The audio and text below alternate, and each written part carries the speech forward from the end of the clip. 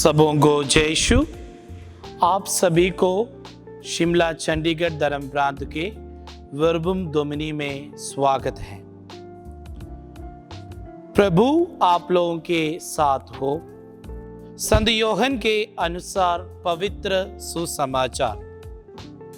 यीशु ने लोगों से कहा, स्वर्ग से उतरी हुई वह जीवंत रोटी मैं हूं। यदि कोई वह रोटी खाए तो वह सदा जीवित रहेगा। जो रोटी मैं दूंगा वह संसार के जीवन के लिए अर्पित मेरा मांस है। इस पर यहूदी आपस में एक कहकर वाद विवाद कर रहे थे, ये हमें खाने के लिए अपना मांस कैसे दे सकता है? इसलिए यीशु ने उनसे कहा, मैं तुम लोगों से कह देता हूं, यदि तुम मानव पुत्र का मांस नहीं खाओगे और उसका रक्त नहीं पियोगे तो तुम्हें जीवन प्राप्त नहीं होगा। जो मेरा मांस खाता और मेरा रक्त पीता है उसे अनंत जीवन प्राप्त होता है और मैं उसे अंतिम दिन पुनर्जीवित कर दूंगा। क्योंकि मेरा मांस सच्चा भोजन है और मेरा रक्त सच्चा पेय। जो मेरा मांस खाता और मेरा रक्त पीता है वह मुझ में निवास करता है और मैं उसमें। जिस तरह जीवंत पिता ने मुझे भेजा है और मुझे पिता से जीवन मिलता है, उसी तरह जो मुझे खाता है और उसको मुझसे जीवन मिलेगा। यह वह रोटी है जो स्वर्ग से उतरी है। यह उस रोटी के सदृश नहीं है जिसे तुम्हारे पूर्वजों ने खाया था। वे तो मर गए, किंतु जो ये रोटी खाएगा वह अनंत काल तक जीवित रहेगा। ये प्रभु का पवित्र सुसमाचार है। क्रिस्त में मेरे प्रिय भाई और बहनों, प्रभु यीशु मसीह का कृपा आप सब पर हमेशा रहे। मादा कलीसिया आज वर्ष की 20वां एतवार में है। आज के पहले पाठ सुक्ति ग्रंथ अध्याय 9 पवित्र वचन 1 से 6 तक है, जहां पर प्रज्ञा या विस्डम उन्होंने एक घर बनाते हुए उस घर को हमें आमंत्रित करते हैं और उस घर में जब जो ज्ञानी को शिक्षा मिलेगा वह ज्ञानी बनेगा। सुक्ति ग्रंथ अध्याय 9 पवित्र वचन 9 से हम यही सुनते हैं, ज्ञानी को शिक्षा दो वह और ज्ञानी बनेगा। सदाचारी को शिक्षा दो उसका ज्ञान बढ़ेगा। और प्रज्ञा का मूल स्रोत प्रभु पर श्रद्धा है। बुद्धिमानी परम पावन ईश्वर का ज्ञान है। प्रिय भाई और बहनों, पहले पाठ के द्वारा हमें अच्छे ज्ञान और बुरे ज्ञान की ओर बुलाते हैं। और जब प्रज्ञा या विस्डम एक घर बनाते हुए सबों को बुलाते हैं, वहां पर अमीर हो, गरीब हो, जो साधारण जन हो, सबको आमंत्रित करते हैं। जो कोई वहां जाएंगे और ज्ञान पाएंगे। और हमेशा याद रखना, प्रज्ञा का मूल स्रोत प्रभु पर विश्वास है, प्रभु पर श्रद्धा है। उसी के लिए हमें पहला पाठ बुला रहे हैं। हम याद रखिए और अपने आप में पूछे, मेरे जीवन में मैं प्रभु के प्रज्ञा पर जीवित बिताता हूं या प्रभु से दूर होकर? और दूसरी पाठ में भी आज हमें प्रज्ञा के बारे में एफेसियों के नाम संत पौलुस का पत्र अध्याय 5 पवित्र वचन 15 से 20 में हम सुनते हैं और हमें प्रभु के आचरण पर पूरा ध्यान रखने के लिए बुलाते हैं। मूर्ख की तरह नहीं, एक बुद्धिमान की तरह प्रभु पर चलने के लिए हमें संत पौलुस बुलाते हैं। आइए हमारे जीवन में हम प्रभु के वचन पर कैसे चलते हैं, एक बुद्धिमान की तरह या एक मूर्ख की तरह? बुद्धिमान के जीवन में हमेशा प्रभु की ज्ञान भरते रहते हैं। मूर्ख अपने प्रभु से दूर होकर, प्रभु के वचन से दूर होकर, प्रभु से दूर रहते हुए प्रभु से अलग होने के लिए कोशिश करते हैं। प्रभु यही हमें याद दिलाते हैं, प्रभु की इच्छा पर हमें चलना है और उस इच्छा पर चलते वक्त हम उस समय, प्रभु के उस समय पर हम चलते हैं। मेरे प्रिय भाई और बहनों, हम संत पौलुस की उस बुलावट को याद करें।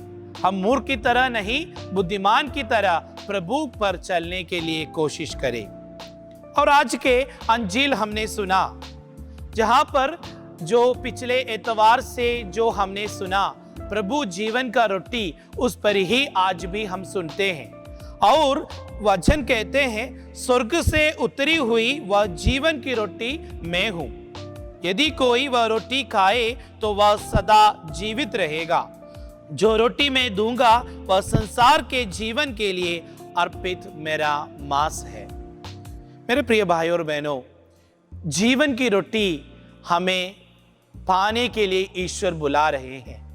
उस जीवन की रोटी जब मैं और आप पाएंगे, उसको ग्रहण करेंगे, उस पर हम जिएंगे, तब ईश्वर की उस बुलावट को हम पूरा सुन पाएंगे।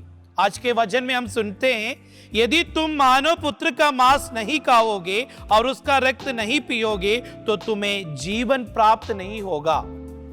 और जो मेरा मांस खाता और जो मेरा रक्त पीता है उसे अनंत जीवन प्राप्त होता है और मैं उसे अंतिम दिन पुनर्जीवित कर दूंगा। प्रभु हमें वही याद दिलाते हैं, जो अंतिम जीवन के लिए मैं और आप अपने आप को तरसते हैं, अपने आप को तैयार करते हैं। और हमें ईश्वर वही याद दिलाते हैं कि प्रभु के उस सच्चे शरीर और रक्त को हमें ग्रहण करना है। कुरिन्थियों के नाम संत पौलुस का पत्र अध्याय 10 पवित्र वचन 16 में हम यही सुनते हैं, क्या आशीष का प्याला जिस पर हम आशीष के प्रार्थना पढ़ते हैं हमें मसीह की रक्त का सहभागी नहीं बनाता? क्या वह रोटी जिसे हम तोड़ते हैं हमें मसीह के शरीर की सहभागी नहीं बनाती? रोटी तो एक ही है, इसलिए उनके होना पर हम एक है, क्योंकि हम सब एक ही रोटी के सहभागी हैं। मैं और आप अपने जीवन में उस प्रभु के रोटी और उस प्रभु के जो दाखरस पर जब ग्रहण करते हैं, उनके शरीर और रक्त के रूप में हमारे जीवन में उस प्रभु रहते हैं और हमें सच्चे राह पर चलाते हैं। मेरे प्रिय भाई और बहनों, हमेशा मैं ये सोचता हूं, क्यों आजकल लोग पूछते हैं मैं पवित्र मिसा में क्यों जाऊं, मैं पवित्र मिसा में क्यों भाग लूं? वो क्या है? ये जीवन देने वाला प्रभु का शरीर और रक्त है। वो जीवन देने वाला प्रभु हमें जीवन देते हैं उनके शरीर और रक्त के द्वारा। कभी कभी हम अपनी जिंदगी में परेशानी, मुसीबत और समस्या आते हैं, पूछते हैं मैं ऐसी जिंदगी क्यों जीऊं? एक आंतरिक बीमारी का एक स्वरूप है इस सवाल, क्योंकि हमारे अंदर में, हमारे जो जीवन के आंतरिक जीवन में, हम जब मरने की शुरुआत में हम ये सवाल पूछते हैं, मेरे जीवन में ये ऐसा मैं क्यों जीऊं? प्रभु आपको ये याद दिलाते हैं, जब आप प्रभु का उस शरीर और रक्त को सच्चे दिल और विश्वास से ग्रहण करते हैं तो आपके जीवन में ये सवाल नहीं आएंगे। आप मुसीबत को, परेशानी को उठाने में आपको प्रभु का ताकत और शक्ति मिलेंगे। मेरे प्रिय भाइयों और बहनों, जीवन की रोटी को एक बार आप और मैं अनुभव करते हैं तो उस रोटी के लिए हम तरसते हैं। याद रखना, संत इग्नेशियस ऑफ एंटियोक ने कहा, जो व्यक्ति कहते हैं अपने जीवन में, जो आंतरिक जीवन में वो बीमार है, उस व्यक्ति के लिए इस संसार में सिर्फ एक ही जो दवाई है वो है प्रभु का शरीर और रक्त। वो रक्त और शरीर जब आप ग्रहण करेंगे, आपके जो आंतरिक जीवन की बीमारियों से आप दूर हो जाएंगे।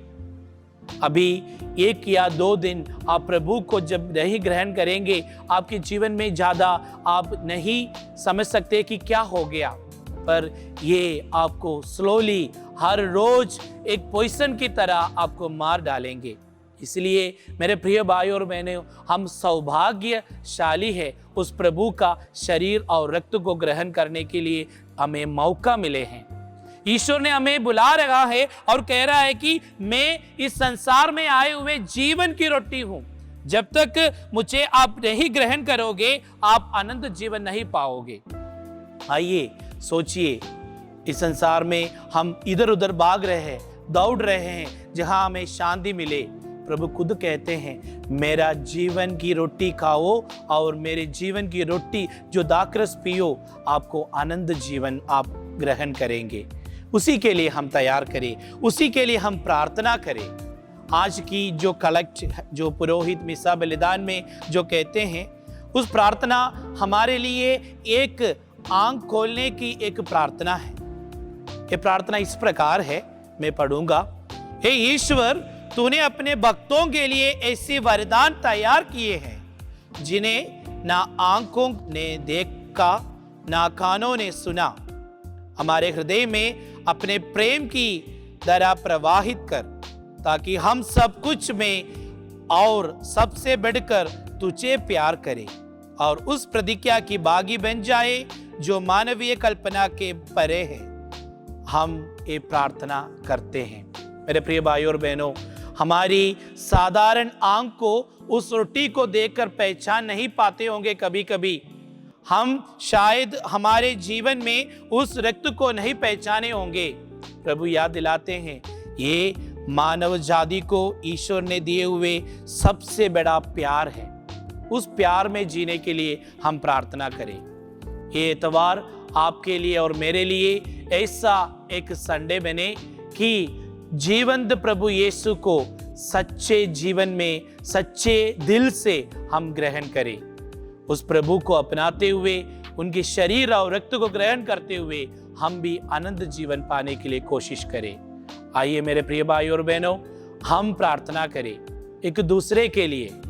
इस समाज में जो लोग पवित्र यूकरिस्ट से दूर होकर भागते हुए, उसके प्रति निंदा करते हुए जो भाग रहे, उन लोगों के लिए भी प्रार्थना करें कि उन्होंने सच्चे प्रभु को अपनाने में, सच्चे प्रभु के प्यार को अपनाने में उन्हें प्रभु मदद करे। आइए हम प्रभु पर विश्वास रखते हुए उस जीवंत प्रभु का रोटी और दाखरस पाने के लिए कोशिश करें। पिता और पुत्र और पवित्र आत्मा के नाम पर आमीन।